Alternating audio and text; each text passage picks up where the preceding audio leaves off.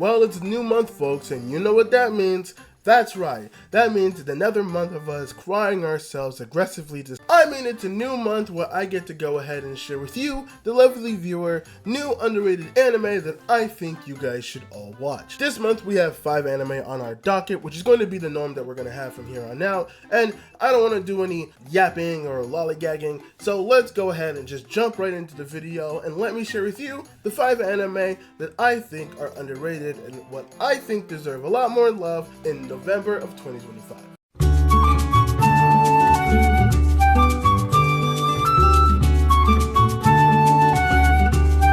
The first anime that we're going to be talking about is Atri, My Dear Moments, an anime that came out in 2024 that was made by Studio Troika, the same studio that made anime such as Bloom Into You, one of my personal favorite Yuri animes, Recreators, and All Know a Zero. Depending on who you are, that last one, it's either a good sign or a bad sign. Now, first off, right out the back, I do want to talk about this anime scenery, which I definitely 100% love.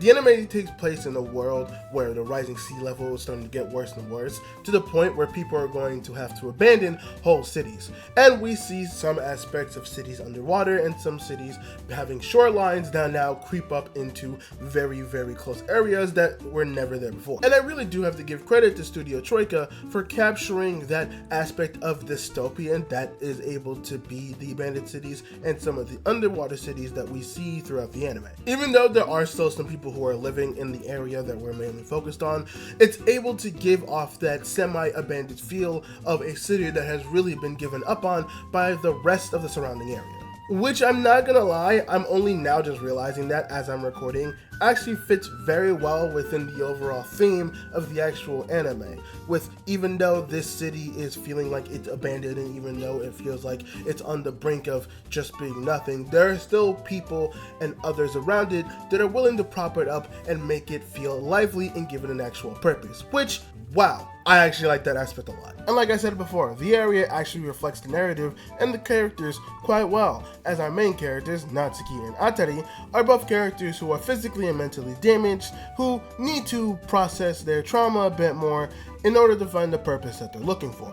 And I think that's why Atri, My Dear Moments resonates with me so much, because it is a story about being in a place where you don't feel like you belong, or you don't feel like you have a direction, no real purpose ahead of you, and then slowly building up to that, being able to find your way and actually gaining the energy and gaining the ability to find and pursue that purpose. Especially now in days like these, the idea of wanting to find a purpose and actually trying to do something that you love and care about is stronger more than ever, and I think a lot of us can benefit from watching a story like this. At the very least, Atri, My Dear Moments gives us a nice reminder as an audience that hey, even though you might feel alone in this journey, you're really not. There are others who feel the same, and there are others that are willing to help, which I think is a lovely reminder for all of us. Now, of course, I do have my criticisms when it comes to the show, obviously.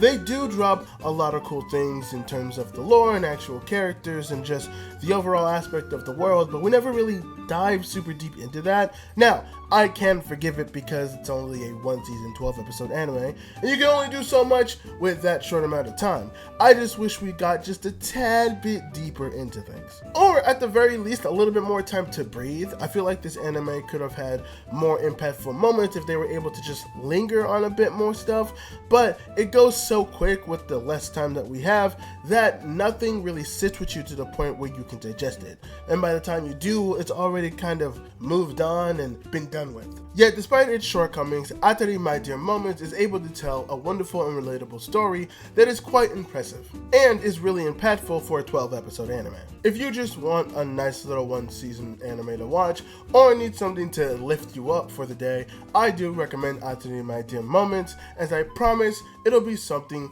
to hopefully cheer you up.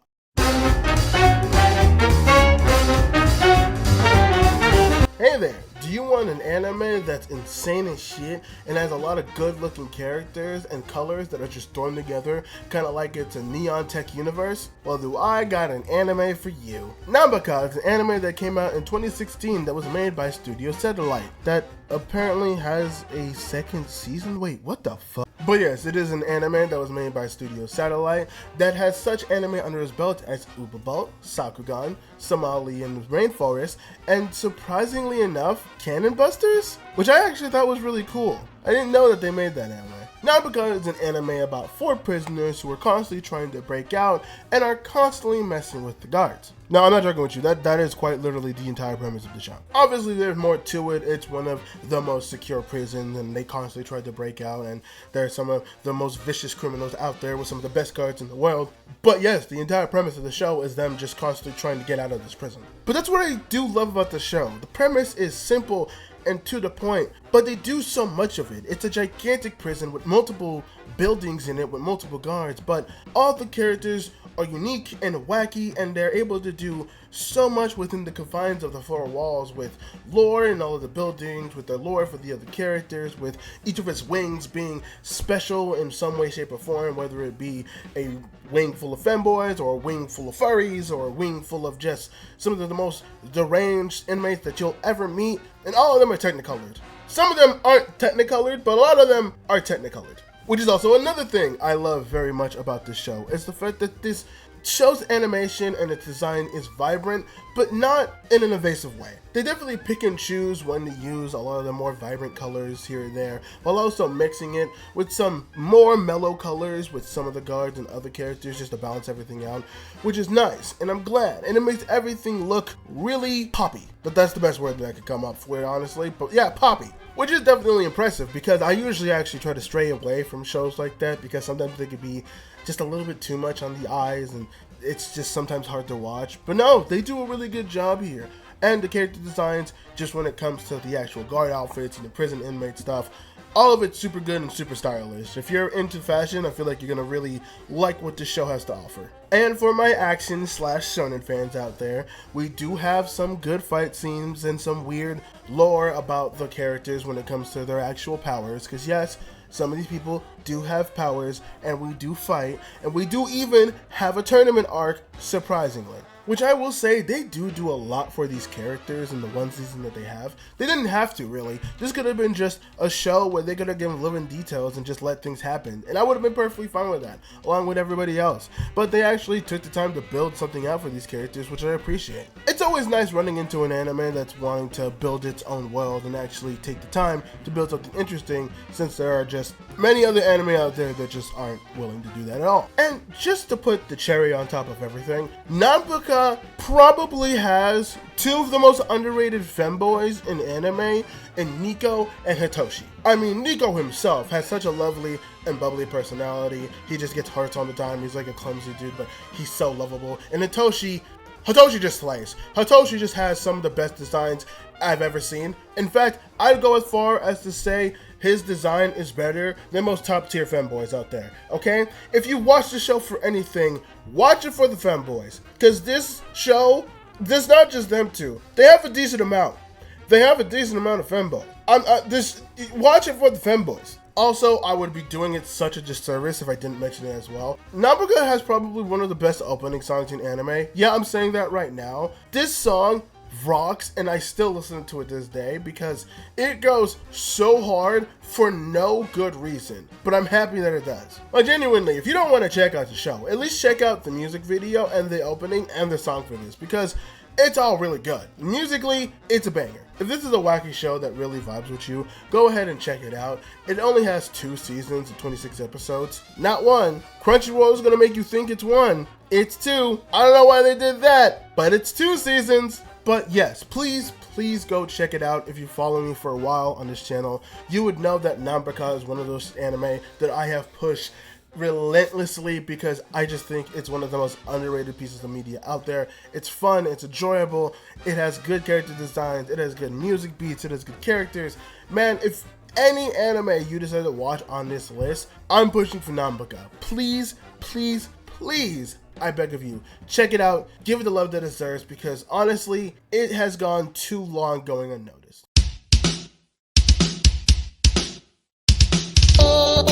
The more more I get older, the more I find myself gravitating more towards the slice of life genre, particularly around those dealing with adults doing interesting to semi-interesting things. I actually have a slice of life that I'm going to be reviewing in the next couple of weeks, but that's going to be for a later video. Because the third recommendation that we have for this video is going to be an anime called Takunomi, an anime that came out in 2018 that was made by Production IMS, which did anime such as, I'm going to keep it a buck with you, other than like some of the Data Light movies and OVAs, which I only think they had a hand in, I don't recognize anything Production IMS has done. This is like the only thing that I recognize from them. But that's not to take away from this anime, because when I first watched it, I did really enjoy this anime. I mean, it is just 4 girls who hang out and live with each other, who after their day of work will usually get together, drink a couple of beers, pair it with a couple of foods, and drop some little facts about the food or beer or both that they're consuming for that episode. Basically, it's cute anime girl doing X thing and giving you information about it. Which means I actually paid attention to it more than I paid attention to it in school. And listen, I get it. I know that slice of life is something that not many people don't gravitate to.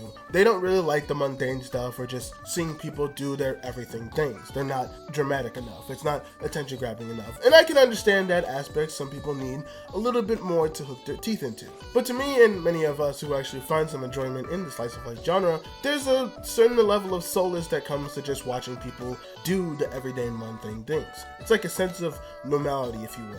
I would also put it akin to just people watching at like a park or a mall, or just being a fly on a wall in a situation that's not too stressful. Now, I'm not gonna lie, there is a little bit of escapism when it comes to it, but it's just the enjoyment of just watching people be normal. But also as well, if you're just someone that likes to learn about random facts, then this show is definitely gonna be for you, as they do drop random facts about food and beer almost every episode, like I mentioned before. And it's not just about Japanese beer either. They go pretty global with it, and I still take some of that information that I learned from this anime into my daily life. Like, I took the information of pouring someone's beer for them, label up, and surprisingly enough, it actually paid off in a situation, which was weird. Weird, but useful. So this one is for my slice of life heads. If you're looking for a little cute anime to just relax and just watch cute girls drink beer and eat food, Takunomi is the perfect one for you.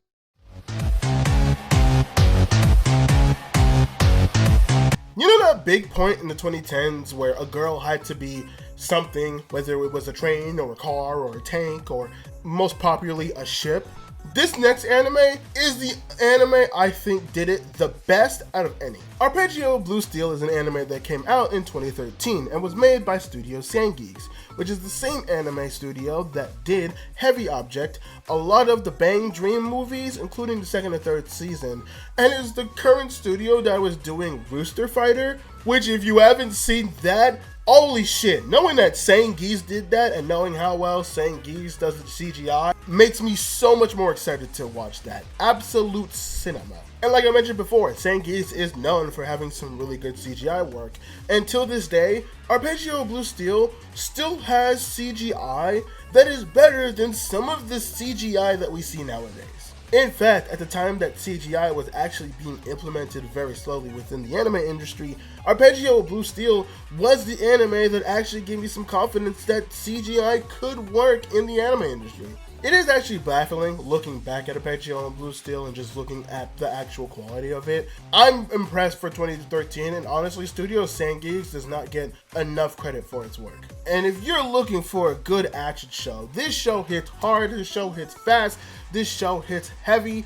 I'm not the biggest fan when it comes to warship anime, but honestly, when it comes to stuff like this, the way that they implement it, it is so goddamn good. I was invested throughout the entire time. Plus the actual lore for the ship girls. Yes, the ship girls actually have lore.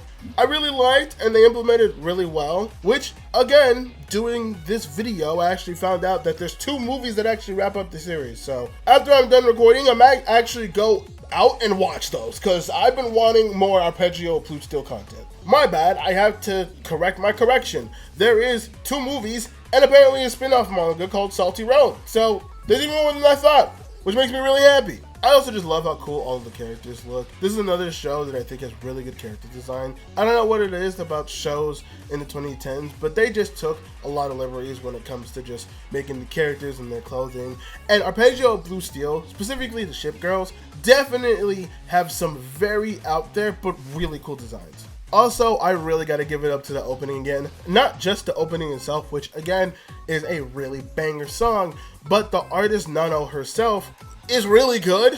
Like, Nano in this era was actually making some banger anime openings, and I haven't really heard much from them since then. I don't know if they still do anime openings, and if anyone can direct me towards Nano doing anime openings, please do. And trust me, I do have Nano on Spotify and YouTube. I do listen to them. I do have them as a followed artist. I just don't know if they do anime openings, and I would like to just check that out, or if I don't know any of them that they're associated with, because it seems like anytime Nano does an anime opening, I'm going to end up liking an anime. I apologize for this tangent. Let's get back on point. Arpeggio Blue Steel, I think, is special in a sense because a lot of the anime that I've been talking about when it comes to the underrated series, there's a lot of them that I think if you put them in anime nowadays, I don't think they would have the same success. They would get a little bit more popular, but I don't think they would get, overwhelming love. But Arpeggio Blue Steel is that anime that I think if that came out now, it'd be a franchise, hands down. Like, I know it's already somewhat of a franchise itself, but I mean, it'd be such a bigger deal. Just with the lore and how they built the ship girls and how they stand out between each other, it would do numbers if it came out in, like, this era. If you want to check out a show that has some really good CGI from the 2010s, or a show that has some really cool ship girls, or a show that just overall has some really good action, then check out Arpeggio Blue Steel. It was one of my first animes I watched that got me back into anime, and I want to go ahead and recommend it to you.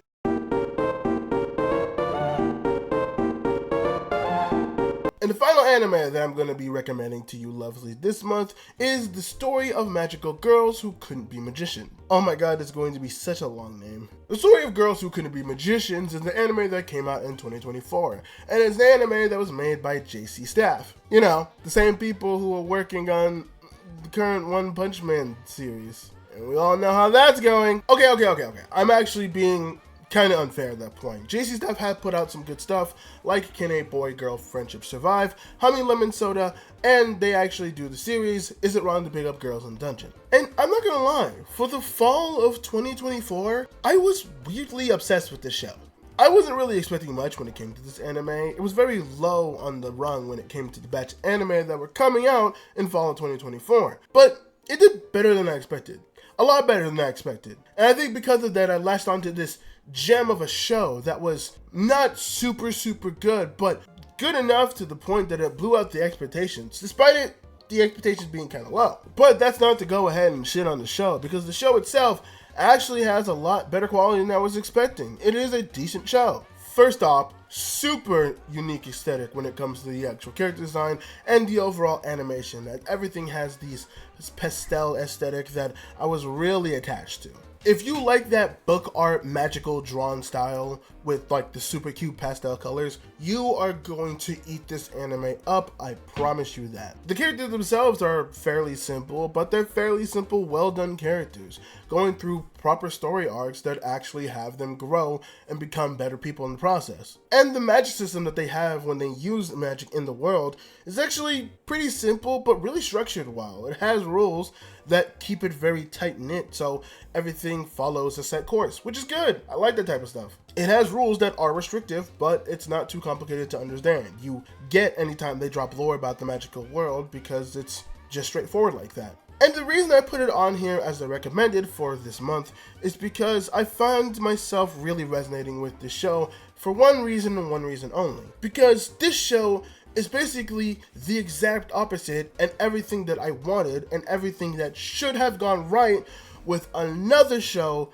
that didn't do as well. A show that many of you might actually know for a lot of the infamy it got between the late 2010s and early 2020s. Do you guys remember a show called High Guardian Spice? It was this show that was really supposed to make a statement within the anime industry and animation as a whole, but ended up being this massive flop of a show that didn't really understand what it wanted to do in terms of the actual marketplace and actually within its own show. Now that is a anime that definitely needs its own show, but Long story short for that one, High Guardian Spice is basically the definition of Murphy's Law. Anything that could have gone wrong did go wrong. Character writing was bad, story plots were awful, world systems and world building made no sense whatsoever, and there were too many contrived things and wanted to do too many things to keep anything consistent. Long story short, it's a show that should have never existed.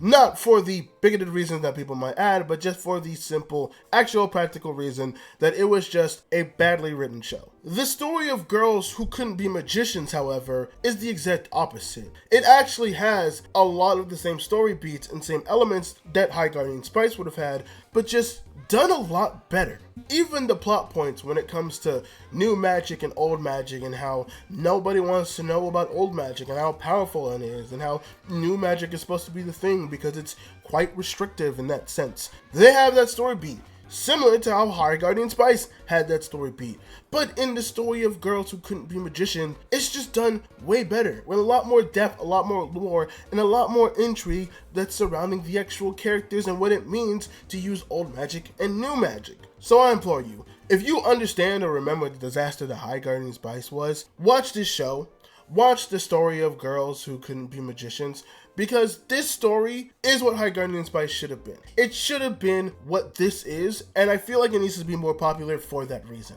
And hell, I might just make a video on my own for this in order to really emphasize why that is the case. So yeah, if you like magical girls or you just want to find out what an actual good High Guardian Spice show would actually look like, check out this show. And I promise you, you will not be disappointed. Well, there you have it, ladies and gentlemen. That is 5 anime that we are recommending for the month of November 2025. Let me know what you think of all of my recommendations. And hey, go ahead and leave your own recommendations in the comments below. So maybe I'll check them out and I'll put them in the next videos. You never know. And if you want more recommendations and just more reviews in general from me, go ahead and subscribe. We put out a video every week, and I can say that now because I've actually been doing that for the last couple of months. So check me out with that, and I will see you guys in the next one. My God, that was clunky, but I'm not going to record that again because I've recorded for too long. Have a good morning, evening, night, wherever you are, and I will see you all in the next video. Bye-bye. I'm like so gay. So many